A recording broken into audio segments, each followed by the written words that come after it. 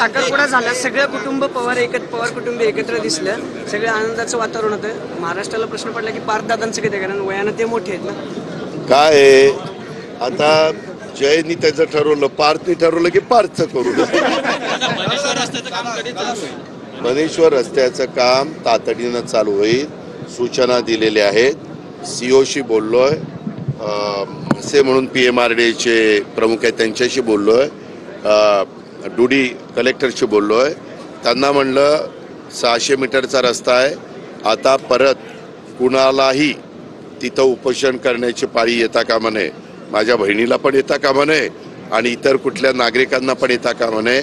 आता तो रस्ता झालाच पाहिजे, त्या कामाला यंत्रणेला लावलेलं आहे। निधी कमी पडून दिला जाणार नाही।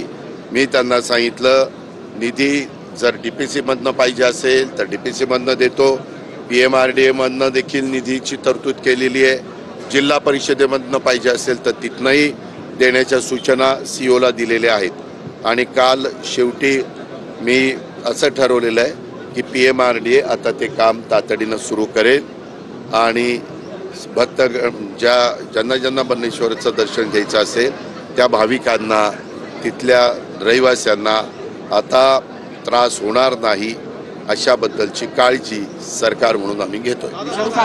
बासरे आता त्याचा एक प्रश्न, वाढलेले आहेत, आंदोलन होत आहे, तुम्ही ज्यावेळेस विरोधी पक्षात होता त्यावेळेस खूप मोठी मोठी भाषणं केली, तुम्हाला विसर पडलाय का? अजिबात नाही विसर पडला। तुला जसा प्रश्न विचारायचा विसर नाही पडलेला तसं मला पण त्याचा विसर पडलेला नाही।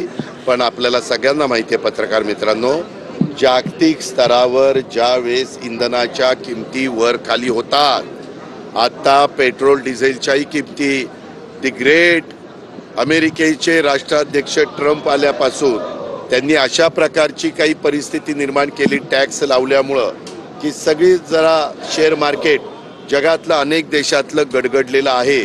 त्याच्याबद्दल परवाच मी कुठंतरी भाषणामध्ये पिंपरी चिंचवडला उल्लेख केला आणि ह्या संदर्भात चांगलं माहिती आहे। आम्हालाही जनतेने त्यांना सुखाचं समाधानाचं जीवन जगता यावं म्हणून निवडून दिलेलं आहे। तुझ्यासारख्यावर असे प्रश्न विचारायची पाळी येऊ नये म्हणून आम्हाला निवडून दिलेलं आहे।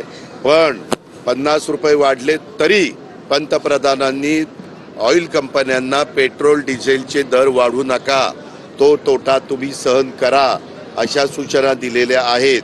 आज आता स्वतः उद्याच्याला आम्ही अमित भाईंच्या बरोबर पण आहोत, त्यावेळेस साधारण काय केंद्र सरकार ह्याबद्दलची भूमिका घेणार याबद्दल आम्ही चर्चा करू।